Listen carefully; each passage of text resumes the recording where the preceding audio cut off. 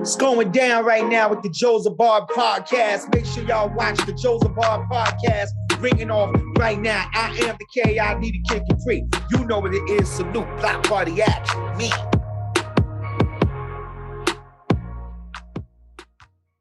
Welcome, everybody, to the Jozabad podcast. We are here with Sara Stapleton-Barrera. Sara Stapleton-Barrera, thank you for joining us today on the podcast. How are you today?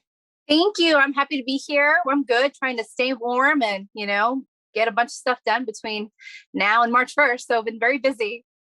You've been very busy. I was reading here that you're a candidate. What are you a candidate for? What are you running for? I'm running for state senate. So the district covers all of Cameron County, part of Hidalgo County, and we go all the way up Clayburgh, Kennedy. We've got some of San Patricio.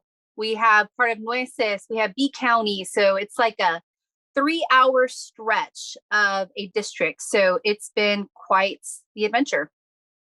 Wow, that's very interesting. So, you know what? Kudos to you. I've met a lot of people in the world, and I've said to myself that usually people are individuals that are standard. However, when we talk about serving, that's going above the standard.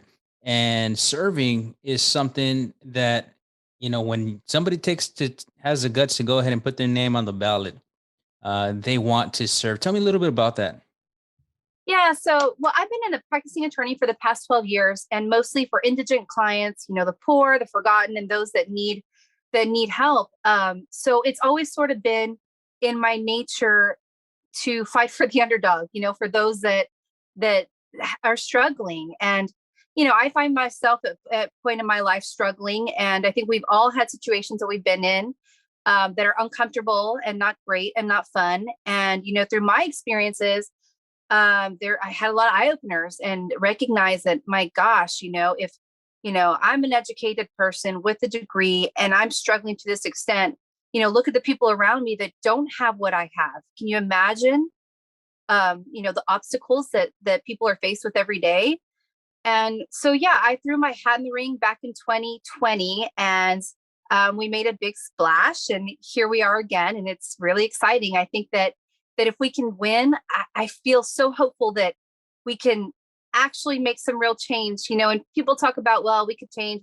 But I think that this is a true opportunity of reshaping the narrative here in South Texas.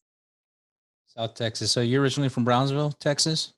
Originally from Brownsville, born in Harlingen, drove home to Brownsville, and, lived here ever since. I took a break when I went to undergrad and to law school. But as soon as I graduated law school, I drove down after taking the bar and raised my 3 kids here, and will probably stay here forever.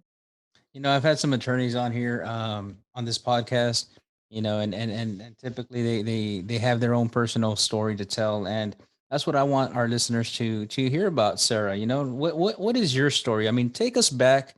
What drives Sara Stapleton-Barrera?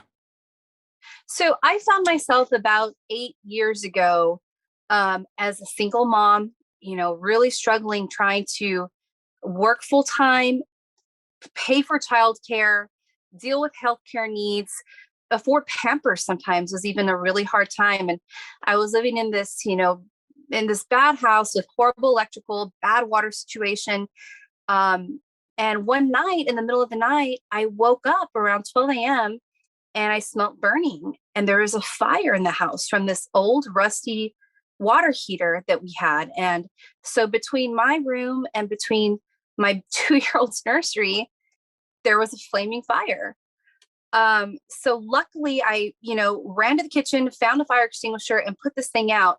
But I remember at that point in my life thinking, this could have been the worst day of my life. And luckily I was able to pull myself out of that situation and, get into another living space and, turn things around. But that was a real eye opener for me because, I realized at that point that the system is not set up for single mothers. The system is not set up for those that are struggling. It's just roadblock after roadblock.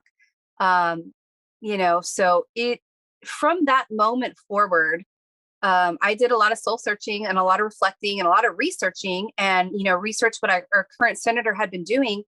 and was shocked at what I found, and realized at that point, this is why we're so far behind here in South Texas, because our leaders have been betraying us for so long. So that sort of kickstarted my world into politics, which I quite honestly never thought I would be part of. You know, it's interesting. Some of the things that you're saying strikes a nerve, and I know it strikes a nerve with a lot of our listeners. Um, because when we talk about the normal person, the working person, the working man, the working woman, we're talking about likely paycheck to paycheck, if at that. And what people normally say is you got to have about 6 months of pay saved up in your bank account to even for a rainy day. However, it's difficult, and with inflation rises, going out, I can understand how you as a single mother might have felt, and I can understand how a lot of our listeners might be feeling. So, what is the solution? What is a Sarah Stapleton-Barrera solution? This is the solution. I mean, for so long, we have not had advancements in healthcare and education and, veteran rights and all this stuff that matters down here, because our legislators, there's three things that are happening out there that we need to stop, right? First of all, they get into office and they stay there for a million years. I'm a huge I think that we hugely need to implement term limits. We need to implement finance reform, and we need to make sure that we close these loopholes that allow politicians to get rich, rich, rich while the constituents are struggling. I think that by taking the big money out of politics, getting rid of this whole, I scratch your back, you scratch my back system will allow us to finally make the advancements. But until we can get, these, for lack of better terms, corrupt politicians and policies out of our way, then we won't. Yeah, and that's something that strikes a nerve here, and especially in the South Texas area, right? I mean, corruption. The what do you call that? Oh man, I'm drawing a blank here, attorney. I scratch your back, you scratch my back. Yeah, the whole compadre system, right? Uh-huh. The compadrísimo stuff. That's the problem, is that, Yeah, yeah. these guys look to, if they've got a lobbyist or a CEO that says, hey, well, I'll give you a $20,000 donation for your campaign. You just got to make sure that, you're with me on this legislation. And then when it comes to writing this legislation, if it hurts the people of South Texas, but a politician knows that this guy gave him $20,000, who is he going to betray? I mean, that's the problem that we have. Yeah, I would agree with the whole statement of like, let's remove big money, corporation money from politics, and we can try to start making waves in a positive direction for the greater good. Nonetheless, corporations have a big stake, right? And there's no law that keeps them from doing that. Am I correct in saying that? Yeah, you are. And I think that that's where the balance is not happening. Right. Is there's no transparency. So, us as citizens have a hard time understanding why we're being sold out time and time again. But if there's more transparency and ethics in the government, then we can actually hold our politicians accountable, right? Yeah, yeah, yeah. I mean, and with anything, once you start holding people accountable, you start seeing some change. I mean, we can go around in circles with theory, and we'll talk hours about it. But quite honestly, unless you hold people's feet to the fire, then they'll start flinching, I think. Agreed. So good, awesome. So you're a mother, and how many children do you have? I've got three kids. I have a 10-year-old, a 6-year-old, and a 3-year-old. They must be keeping you busy, huh? Yeah, I mean, it's funny. This is my second run, and what I found is, there was a lot of criticism in the beginning. Well, your kids, and you're going to leave them, and all this terrible non-truths, right? But what I've realized is it's really become a family affair. The kids are into it. My husband's into it, so we do a lot of the traveling together, and hit a lot of fun events that are family friendly, and so it's been been an adventure, and I'm hoping that it's something that my kids, especially my girls, will see later on in life and say, you know what, like that was some pretty big stuff that we were doing. It truly is. I mean, I've been to Canada myself, and I've gone through this whole thing twice. And I would agree with you that my children are usually the ones that are like all into it, and they love it, right? And there's a reflective piece. So kudos to you and kudos to your family for supporting you. That is amazing. But tell us a little bit about your family. Like what makes them so fun, so unique? Well, we're a bunch of weirdos. I mean, we're, very just, I think you've got to have some sort of an extreme personality to jump into the world of politics. But for my husband and I, it's the whole campaign is like a bonding thing between him and I, because it's like a project that we're working on together. So it gives us something to get excited about, and then to get scared about, and then to have bad moments and good moments. So it's like I feel as if the experience brings us together as a couple, just because it's such a unique experience that not everyone I think out there has experienced. So the we, high we stress, we I might guess. have to take this on tour pretty soon, and we might start having a sala de parejas, and letting them know that this is an opportunity to bring couples together. We might have something there.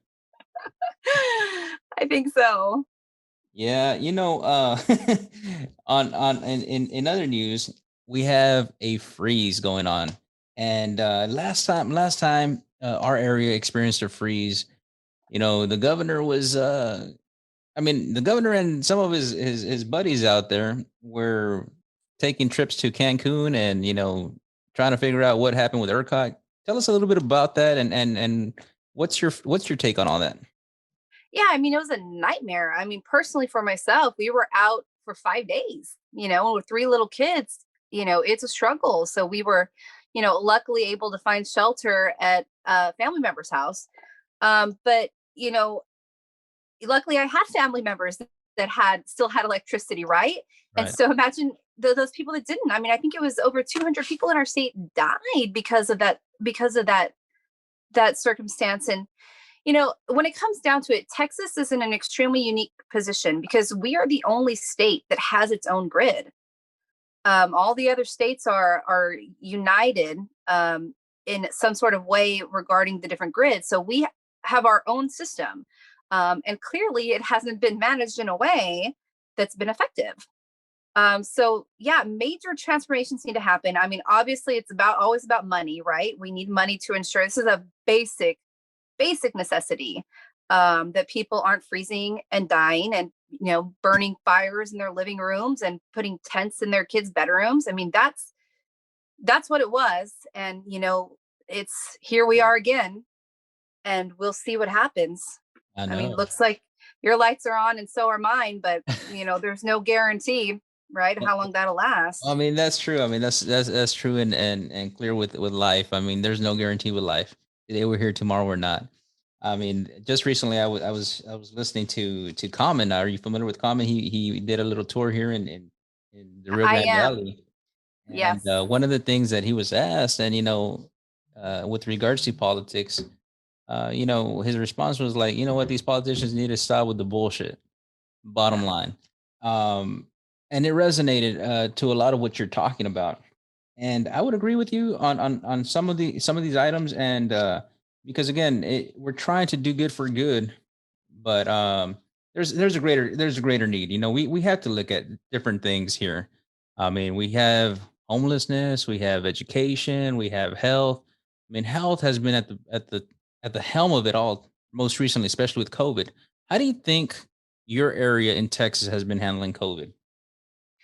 Not well. I mean, have the highest uninsured rate in the whole state. I think we're at 37% of our individuals are uninsured, which means people that are sick don't go to the doctor. People that are sick don't get their medication. People that are sick, stand on the corner and, have fundraisers. And that's what it looks like here. And, to be in 2022 and people still having to do these, you know, online GoFundMe's and all this sort of stuff to pay for basic healthcare, Mhm. it's criminal. I mean, it's just criminal. There's not much more that I can say. But when COVID first hit, we were the last to receive supplies. Our hospitals filled up quicker than anybody's. We were the last to get ventilators and tanks and all that sort of stuff. So we were hit hard, Right. considering we have a huge population of asthmatics and diabetics here in South Texas. I would agree. I mean, in South Texas, the two greatest leading factors that we have here is diabetes and obesity. And how do you stop that? Well, you need preventative medicine. I mean, you need to make sure that the education piece component of preventative medicine is there. Is it happening? Is it not happening? I mean, is there enough doctors? Is there enough nurses? It's a whole topic of conversation that we can keep on having for about a year and a half, 2 years, and see what we can do to make it better. I mean, I know veterans health is another issue that's huge.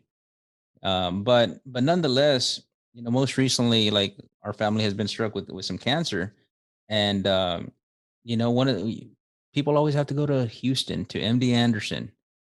So would it benefit our area to have a cancer hospital in our area? Yeah, I've thought about this question a lot, and the answer is absolutely. I mean, we have these high rates. We absolutely need our own cancer resources here in the valley. But simultaneously, along with that, we've got to make sure that we expand Medicare and healthcare, right? Mhm. Otherwise, we'll have this big, beautiful, brand new cancer hospital, but 37% of our people can't even walk through the front doors. So we've got to expand healthcare, and we've got once we can get that accomplished, then I think that, yeah, I mean, it opens the doors to all sorts of growth, assuming that our state legislators will actually allocate the funding where it's so desperately needed, and that's obviously down here. So, help me understand what you know about the hospital district that has been shot down a couple of times here in our area. Yeah, I mean, I know that it's insufficient. I think that, since COVID hit, clearly there's not enough beds. And I think we're seeing that all over the state. But I think it's, an extreme problem down here. I've had a couple family members that were sick with COVID. And luckily, my sister was living in Austin and found some air tanks and was able to drive them down. But otherwise, I'm not sure how that would have ended up. So if there was any time in the world to expand healthcare, it would be right now during a global pandemic. I mean, it's a no-brainer, and I'm just it's it's unfathomable as why it didn't happen in the last legislative session. Wow. I mean, obviously there's some setbacks and there's obstacles. I mean, when we talk about healthcare, I know there's individuals, friends of mine that are nurses, and when this was happening, and these contracts, travel agencies were popping up, and they were saying, "Come work for us," and we'll go ahead and pay you, and the hourly rate was amazing for for these people. But what ended up happening was that these hospitals were losing their staff, right? Yeah. So then they were saying, "Well, help us maintain our staff," but on the flip side, I mean, you have these these CFOs and these CEOs that are making buku bank, right?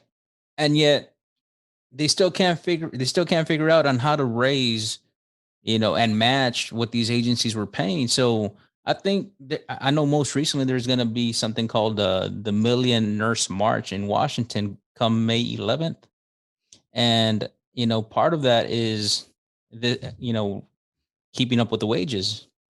What's your take on that?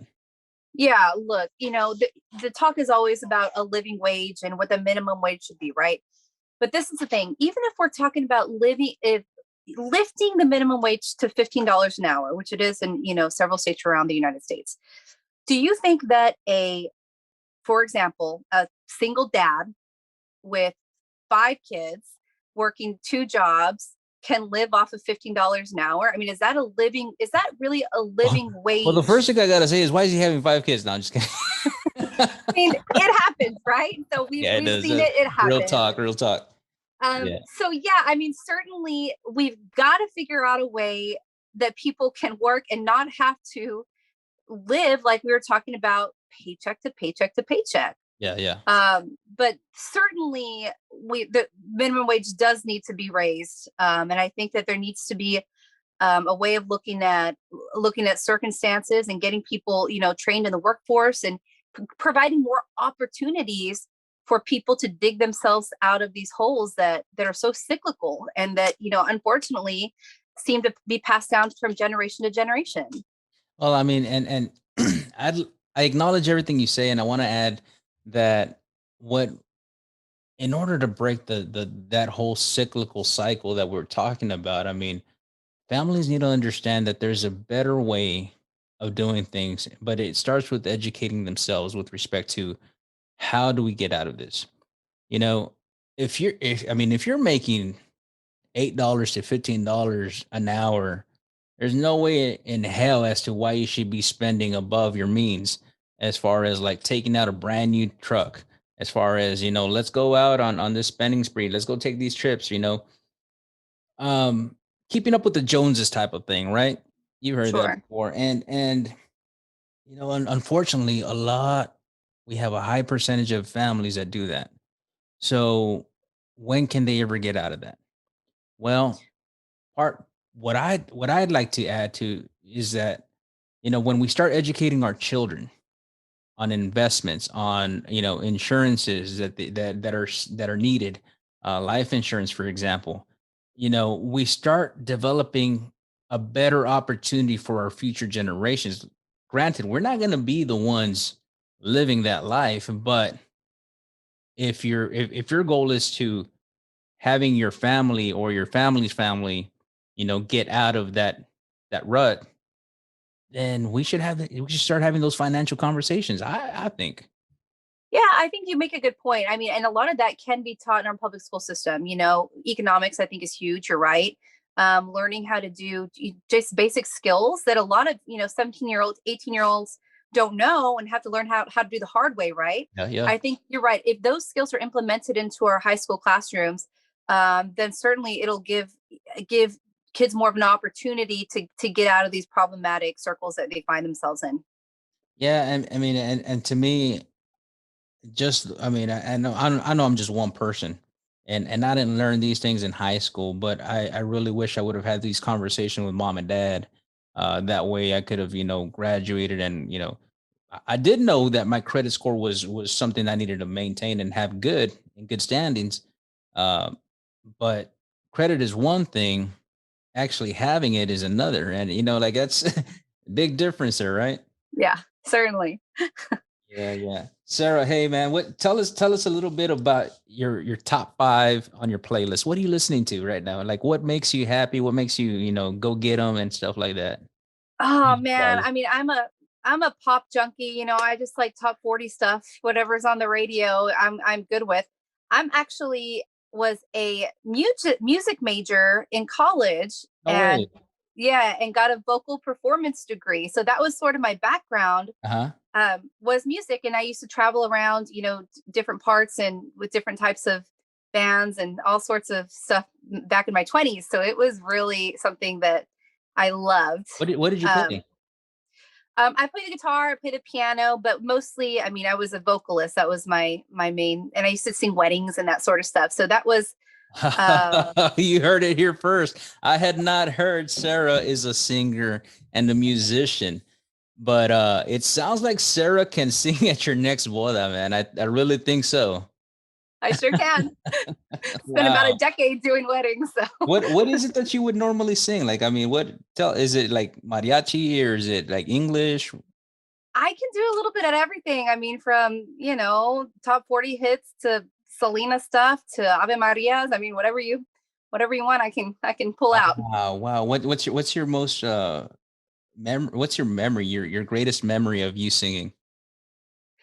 Um, I spent about 6 months in Nashville and sang up and down the Broadway strip in Nashville. I had one song at each of the little venues that I would sing on Friday nights, and it was country music at that point because I was in Nashville, and that was a beautiful time in my life and really really cool memories. Wow. Hey, so was it something like this? Something like that. Sarah, go ahead and sing it. Go. Oh, you're putting me on the spot on this one. Yeah, man. I mean, that's what we do, but I'm kidding. Sometimes. Needless to say, hey, I did want to ask you about. I believe he's your treasurer for your campaign, Pepe Serna. Pepe Serna.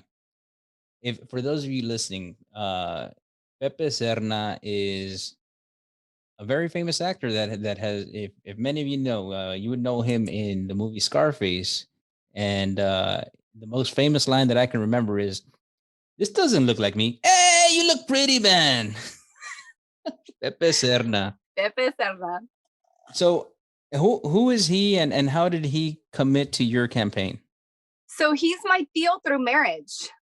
He's my husband's tío. And so he's, part of the family. And we asked him, hey, we're doing this. Would you want to hop on and help? And he is amazing and said yes. And he did a podcast with us not too long ago. And he's more than, just someone that's helping. I mean, he really has been an inspiration to me, and I think to the whole Chicano culture. I mean, from back in the 80s, he was a real revolutionary and movement shaker and maker. And, I'm extremely proud to have him in my corner. That's awesome. I mean, and you, like you mentioned, when you have an individual like himself that is actually wanting to be a part of a cause, it sounds like he's very political and very strong in his beliefs.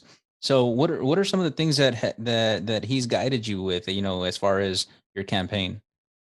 Yeah, I mean, when we first started talking about it, his main thing is, look, I've always been for the people. I mean, he has no ego about him that cares about the rich and famous or the celebrities or the politicians. He doesn't care about any of that. Right. And so, his main piece of advice is, hey, just stay with the gente, stay with the people. That's where you belong. That's where I belong. And as long as we stay with our people, then we'll be fine. And it resonated with me. I think, I see people that are running for office fall into these traps of, trying to impress the who's who of Whoville, but it's not about that, right? Yeah, So yeah. Well, that's a very insightful message that anybody can relate to. It doesn't matter stop trying to impress people, you'll be fine. I think when we stay true to our beliefs and to our common to who we are, then there's no reason why we should ever fail, right? But needless to say, I mean, it's been a pleasure definitely speaking with you, Sarah. It's been awesome. I wish you nothing but the best on your campaign. Win, lose or draw. There is no draws, but win or lose, I think we will definitely be seeing you more often. Thank you, Sarah, for everything. Appreciate that. no, Anything? thank you for having me. This is really, I think out of all the political things that I have to do, podcasts are always something I look forward to because they're fun and, light and keep me on my toes. So I appreciate you having me. That's what's up. No, not a problem. Thank you for being here, Sarah. Once again, Sarah Stapleton-Barrera. Once again, she's running for what? What are you running for? State Senate, District 27. All right. Well, nothing but luck. That's it for today. Thank you so much for being here. Bye-bye.